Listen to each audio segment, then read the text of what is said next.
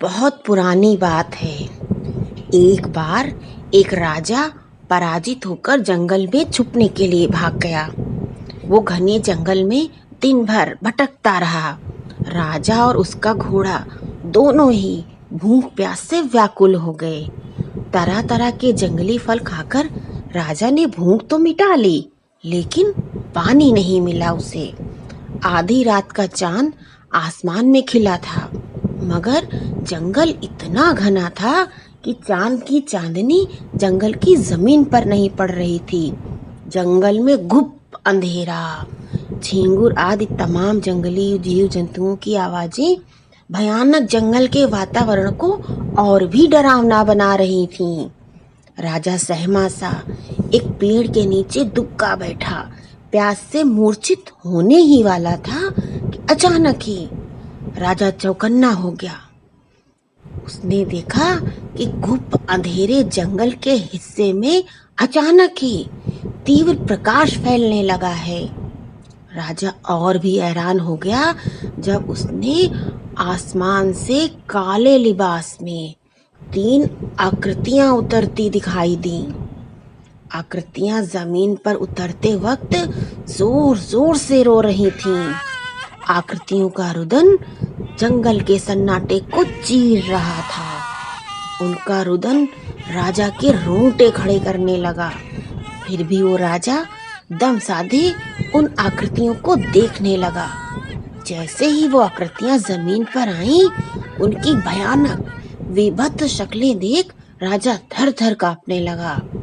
तीनों आकृतियों के चेहरे पर आंख के स्थान पर सिर्फ गहरे गड्ढे थे, जिसमें से खून की धारा बहकर उन आकृतियों के पांव तक जा रही थी। उन आकृतियों के दांत भी नहीं थे। उनके मुंह से बार बार उनकी जीभ लपलपाकर बाहर आ रही थी, जो बिल्कुल सांप की जीभ की तरह लग रही थी। उन आकृतियों का एक हाथ तो सही सलामत था, लेकिन दूसरे हाथ में पंजा ही नहीं था। उस हाथ का मांस बराबर टपकता जा रहा था, बिल्कुल मोम की तरह। आकृतियों के सर पर बाल भी नहीं थे। यूं लग रहा था जैसे तलवार से उनके सिर के ऊपरी हिस्से को काट दिया गया है, जिससे सर के अंदर का तमाम नसें और दिमाग लाल लाल नजर आ रहा था। आकृतियों को देख राजा के सर से पांव तक सिहरन दौड़ गई। लेकिन अगले कुछ ही पलों जंगल का दृश्य बदलने लगा। कटीली झाड़ियों की जगह देखते ही देखते वहां बहुत गहरी, करीब 500 सीढ़ियों वाली एक बावड़ी नजर आने लगी। बावड़ी को देखकर वो आकृतियां और भी जोर जोर से रोने लगीं। वो आकृतियां सिर्फ रोए ही जा रही थीं, कुछ बोल नहीं रही थीं। राजा दहशत भरा पल पल बदलती घटनाओं को एक सांस रोके देख रहा था। उसे लग रहा था कि चुड़ैलें जमीन पर उतर आई हैं।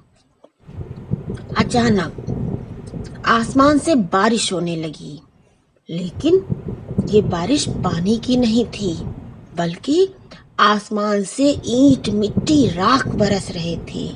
देखते ही देखते वहां ईंट मिट्टी राख के ढेर लग गए। राजा दुबका बैठा सब कुछ देखे जा रहा था। राजा का घोड़ा अपने पैरों में मुंह घुसाए लेट गया। उन आकृतियों ने रोते रोते ही अपने एक हाथ से आसमान से बरसी ईंट राख मिट्टी को लेकर बावड़ी की सीढ़ियां बनाना शुरू कर दिया। राजा को कुछ भी समझ नहीं आ रहा था। कुछ पल वो आकृतियां बावड़ी की सीढ़ियां बनाती रहीं। उनका रोना भी जारी था। फिर एकदम से आकृतियों ने एक झटके से आसमान की ओर सर उठाया। आकृतियों का रोना रुक गया। आसमान से एक विशाल काला चमगादड़ दिखा, जो चिचियाता हुआ विशाल पंखों को फड़फड़ाता हुआ बावड़ी के पास उतर गया। राजा ने देखा उस चमगादड़ पर से एक बूढ़ा जादूगर जैसा दिखने वाला कोई उतरा। जादूगर के उतरते ही विशाल चमगादड़ हवा का झोंका बनकर उड़ गया। राजा ने देखा उस जादूगर की कमर झुकी हुई है, देखने में कम से कम 1000 साल उम्र लग रही है उसकी। फिर उस जादूगर ने अपने कंधे पर से एक थैला उतारा, थैले के अंदर से एक शीशी निकाली, फिर आकृतियों की तरफ देखकर कुटिलता से मुस्कुराया। उसके बाद शीशी के अंदर से एक गाढ़े द्रव्य की एक बूंद निकाली और एक आकृति पर वो बूंद डाल दी। आकृति पर उस बूंद के पड़ते ही वो आकृति एक सुंदर परी में बदल गई। फिर बूढ़े जादूगर ने दूसरी आकृति पर उसी द्रव्य की एक बूंद डाली, वो आकृति भी सुंदर परी में बदल गई। उसके बाद तीसरी आकृति भी बूंद पड़ते ही चुड़ैल से सुंदर परी में तब्दील हो गई। वो तीनों परियां बेहद डरी सहमी कांप रही थीं। फिर जादूगर ने अपने थैले से एक जगमगाती पतली सी छड़ी निकाली और तीनों परियों को बारी बारी से उस छड़ी से छू दिया। छड़ी का स्पर्श पाते ही वो तीनों सुंदर परियां पलक झपकते ही बुतों में तब्दील हो गईं। बुत बनी परियों को देखकर बूढ़ा जादूगर जोर से हंसा, फिर अपने कपड़े उतारकर परियों द्वारा बनाई जा रही सीढ़ियों पर से नीचे बावड़ी में उतर गया। राजा पराजित था मगर हिम्मती था। वो दबे पांव छुपते छुपाते बावड़ी के पास आया, एक नजर बुत बनी परियों पर डाली और फिर बावड़ी के अंदर झांका तो हैरान रह गया। उस बावड़ी में पानी नहीं था बल्कि लाल लाल गाढ़ा खून भरा हुआ था, जिसमें वह बूढ़ा जादूगर डुबकियां लगा रहा था। राजा को कुछ समझ में न आ रहा था कि वो क्या करे। तब फिर उसने आनन फानन जादूगर का थैला टटोला, उसमें उसे वही जगमगाती छड़ी नजर आई। राजा ने बारी बारी से तीनों बुतों को छड़ी छुआ दी।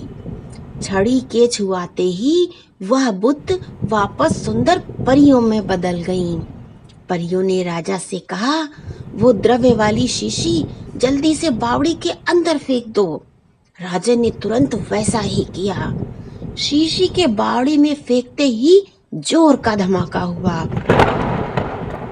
और बड़ी भयानक जोर की आवाज के साथ बावड़ी फट गई। बावड़ी के अंदर भरा खून एक फव्वारे की तरह सीधा आसमान की तरफ उछला। उसमें जादूगर के शरीर के चिथड़े साफ साफ नजर आ रहे थे। जादूगर के चिथड़े उड़ते ही परियों के पंख निकल आए। वो तीनों परियां जगमगाने लगी, खुशी से नाचने लगी। राजा बचपन में सुने किसी किस्से को मानो अपनी आंखों से देख रहा था।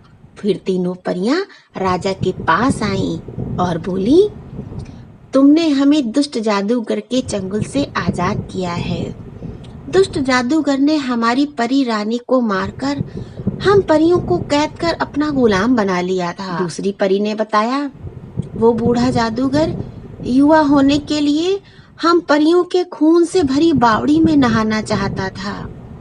तीसरी परी बोली, उसके युवा बनने की शर्त यही थी कि वो परियों द्वारा बनाई गई और परियों के खून से ही भरी बावड़ी में 1 महीने तक स्नान करेगा तो वह युवा हो जाएगा।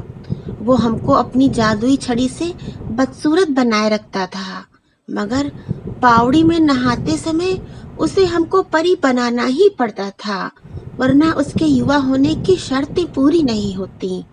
मगर हम कहीं भाग न जाए इसलिए वो हमें पुत बना देता था। एक परी ने बताया, बावड़ी तो बन चुकी है, लेकिन शर्त अनुसार जब तक बावड़ी बनती रहेगी तब तक उसमें खून बना रहेगा। बावड़ी बनना बंद हो जाएगी तो बावड़ी के अंदर का खून सूख जाएगा। दूसरी परी ने बताया, इसीलिए बावड़ी बन जाने के बाद आज भी वो जादूगर हम तीनों को बावड़ी की सीढ़ियां बनाने में लगाए था, ताकि बावड़ी का निर्माण चलता रहे। ये सब रात को ही होता है, दिन में या फिर से सुनसान घना जंगल हो जाता है। राजा खामोशी से उन तीनों परियों की आपबीती सुन रहा था। परियां बूढ़े जादूगर के चंगुल से आजाद हो गई थीं। उन्होंने राजा से उसकी एक इच्छा पूरी होने का वरदान दिया। राजा ने खूब सोचा विचारा, फिर कहा, मुझे इसी जंगल में एक खूब बड़ा किला चाहिए। मैं अपना राज्य यहीं स्थापित करूंगा। परियों ने कहा, ठीक है, मगर यह निर्माण रात में ही हो पाएगा। शर्त ये है कि ना ही इस निर्माण को कोई देखे और ना ही तुम ये बात किसी को बताओगे। यदि तुमने यह बात किसी को बता दी या किसी ने हमें देख लिया तो फिर तुम्हारा काम नहीं हो पाएगा, हम तुम्हारा किला नहीं बना पाएंगे। राजा ने ये बात मान ली और कहा, हाँ, उस किले में एक बावड़ी भी जरूर होनी चाहिए। फिर परियां हर रात आने लगी और किले का निर्माण करने लगी। जब किले का काफी हिस्सा बन गया तो राजा वापस अपने हारे हुए राज्य में गया और अपनी पत्नी तथा बच्चों को जंगल में बन रहे किले में ले आया। जंगल में किले को बनता देख राजा की पत्नी को बहुत आश्चर्य हुआ। उसने राजा से पूछा, यह कैसे संभव हुआ? मगर राजा ने उसको कुछ भी बताने से इनकार कर दिया। मगर रानी कुछ ही दिनों में समझ गई कि रात में किले का निर्माण होता है, मगर कौन करवाता है ये पता नहीं लग रहा था। किला लगभग बन चुका था, अब उसमें सिर्फ बावड़ी बनना बाकी थी। एक रात जब परियां बावड़ी बना रही थीं, तभी वहां किले के निर्माण कार्य का रहस्य जानने के लिए राजा के सो जाने के बाद रातों को किले में टहलती हुई रानी वहां आ गई। उसने परियों को बावड़ी बनाते हुए देख लिया। उन परियों को बावड़ी बनाते देख डर के मारे रानी की जोर से चीख निकल गई, जिसे परियों ने सुन लिया। परियों ने देख लिया कि रानी ने उन्हें देख लिया है, तो वो परियां तुरंत आसमान में उड़ गईं। रानी के देख लेने के कारण उसी रात से सारा निर्माण कार्य रुक गया और वो बावड़ी अधूरी ही बनी रह गई। राजा को बहुत अफसोस हुआ। बाद में राजा ने तमाम काबिल राजमिस्त्री लगाकर उस बावड़ी को पूरा करना चाहा, मगर आश्चर्य, तमाम ईंटें लगने के बाद भी बावड़ी का निर्माण पूरा नहीं हुए पा रहा था। इस कारण वो बावड़ी अधूरी ही रह गई, जो आज तक अधूरी है। Thank you.